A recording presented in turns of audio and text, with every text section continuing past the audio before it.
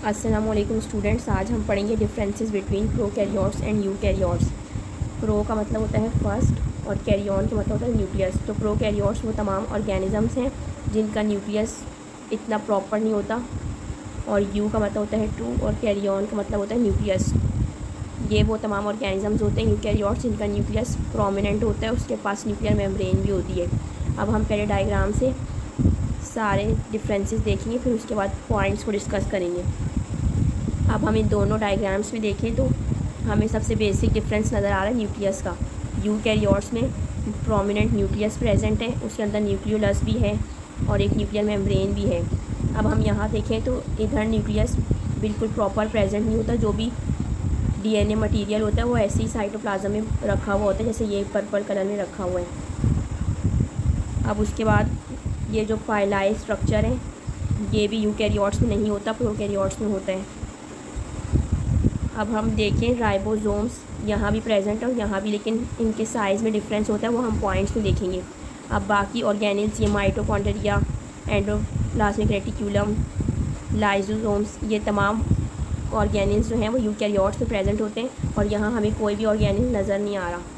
तो प्रोकैरियोट्स में कोई भी मेम्ब्रेन बाउंड ऑर्गेनिल प्रेजेंट नहीं होता, और ये जो कैप्सूल है ये भी प्रोकैरियोट्स में प्रेजेंट होते हैं, ये यूकैरियोट्स में नहीं होता।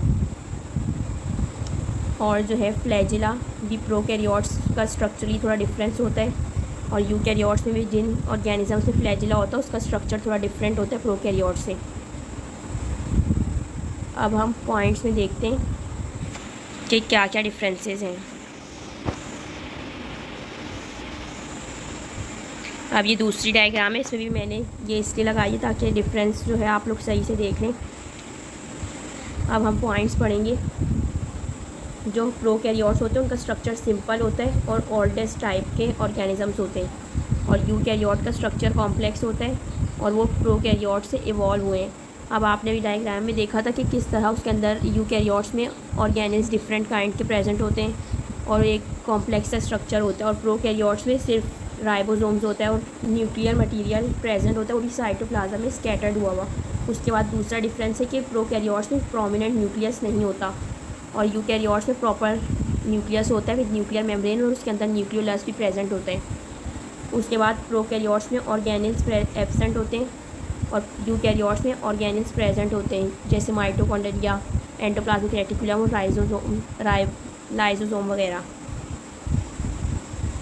उसके बाद प्रोकैरियोट्स का राइबोसोम जो है वो 70S का होता है, ये उसका साइज़ होता है। मैं आपको डायग्राम में दिखाती हूँ।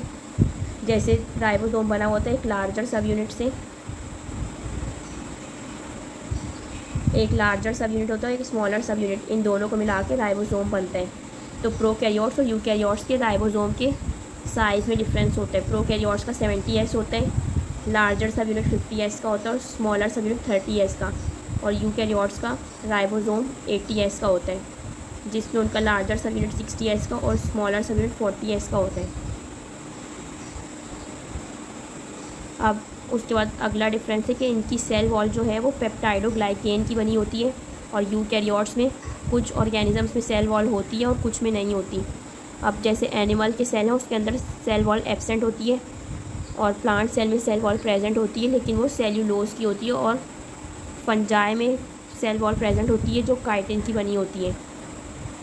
उसके बाद प्रोकैरियोट्स में जैसे फोटोसिंथेटिक बैक्टीरियाज होते हैं उनके अंदर क्लोरोफिल प्रेजेंट होता है, लेकिन वो साइटोप्लाज्म के अंदर डिज़ोल्व हुआ होता है, और यूकैरियोट्स में क्लोरोफिल प्लांट सेल में प्रेजेंट होता है और वो क्लोरोप्लास्ट के अंदर एक प्रॉपर स्ट्रक्चर में होता है।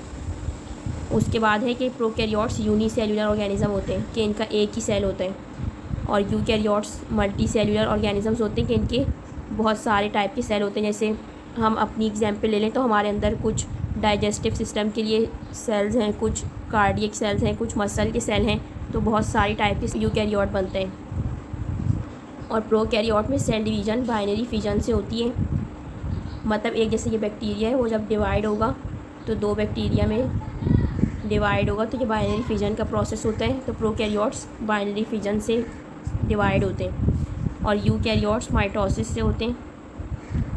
उसके बाद जो है माइटोकॉन्ड्रिया प्रोकैरियोट्स में एब्सेंट होता है, और यूकैरियोट्स में माइटोकॉन्ड्रिया प्रेजेंट होता है। प्रोकैरियोट्स में पाइलाई प्रेजेंट होते हैं, जो हमने डायग्राम में देखी थे। पाइलाई का काम क्या होता है, ये जब प्रोकैरियोट्स कॉन्जुगेशन का प्रोसेस करते हैं, मतलब इनकी सेक्सुअल रिप्रोडक्शन जो होती है, तो उसमें डीएनए मटेरियल को ट्रांसफ़र करवाते हैं पाइलाई, और ये ट्रांसपोर्ट ऑफ न्यूट्रिएंट का भी काम करते हैं। और ये पाइलाई एब्सेंट होते हैं यूकैरियोट्स में।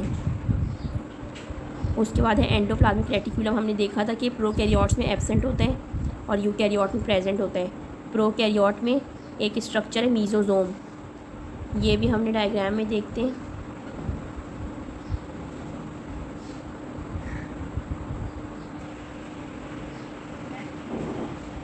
वो यहाँ डायग्राम में नहीं है।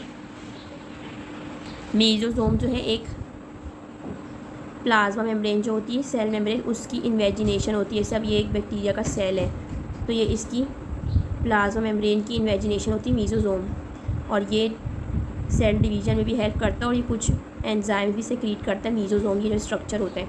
तो ये यूकैरियोट्स में एब्सेंट होता है। उसके बाद है single circular DNA with no protein.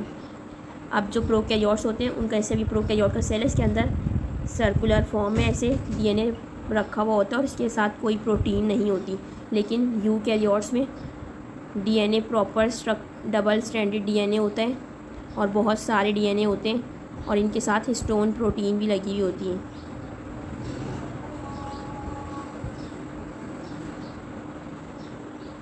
उसके बाद है साइटोस्केलेटन प्रेजेंट होता है यूकैरियोट्स में और प्रोकैरियोट्स में एब्सेंट होता है।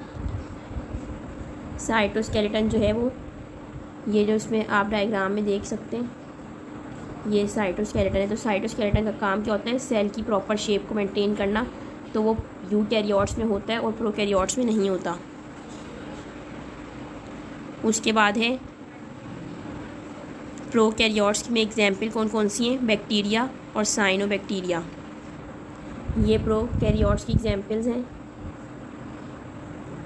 और यूकैरियोट्स में कौन कौन आते हैं, यूकैरियोट्स में plant cell, animal cell, protozoa और फंजाई, और एल्गी भी जो है वो यूकैरियोट्स में आती है। उसके बाद ये जो मैंने ऊपर डायग्राम लगाई है, इसलिए लगाई कि एनिमल सेल में सेल वॉल प्रेजेंट नहीं होती और प्लांट सेल में प्रेजेंट होती है। तो कुछ यूकैरियोट्स ऐसे होते हैं जिनमें सेल वॉल होती है और कुछ में नहीं होती। तो बस ये दिखाने के लिए मैंने बनाया था।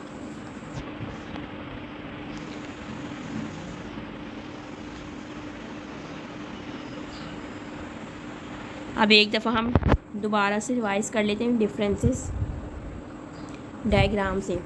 अब प्रोकैरियोट्स में हम सबसे पहला डिफरेंस हमें जो नज़र आ रहा है वो है इसके न्यूक्लियस का। अब यहाँ पे हम देखिए कोई प्रोमिनेंट न्यूक्लियस नहीं, डीएनए मटेरियल जो है वो स्कैटर्ड हुआ है साइटोप्लाज्म में। अब यूकैरियोट्स में देखें तो ये न्यूक्लियस प्रॉपर प्रेजेंट है। उसके बाद दूसरा कि यहाँ पे बहुत सारे ऑर्गेनेल्स प्रेजेंट हैं, ये तमाम, लेकिन प्रोकैरियोट्स में कोई ऑर्गेनेल्स नहीं है। प्रोकैरियोट्स में सिर्फ और सिर्फ राइबोसोम्स होते हैं।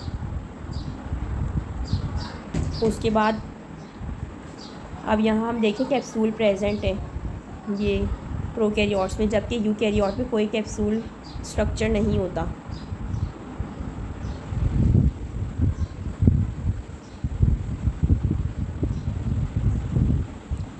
और एक और डिफरेंस जो है वो पाइलाई का है, जो कि यूकैरियोट्स में नहीं होते और प्रोकैरियोट्स में होते हैं। तो ये मेन डिफरेंसेस जो हैं वो जो बहुत इम्पॉर्टेंट और जो हम डायग्राम देख के भी बता सकते हैं, तो ये तो आपको आने चाहिए। उसके बाद कुछ ऐसे डिफरेंस हैं जो हमने पॉइंट में भी डिस्कस किए। उम्मीद है आप लोगों को समझ आ गया होगा। आज के लिए इतना ही। अल्लाह हाफिज़।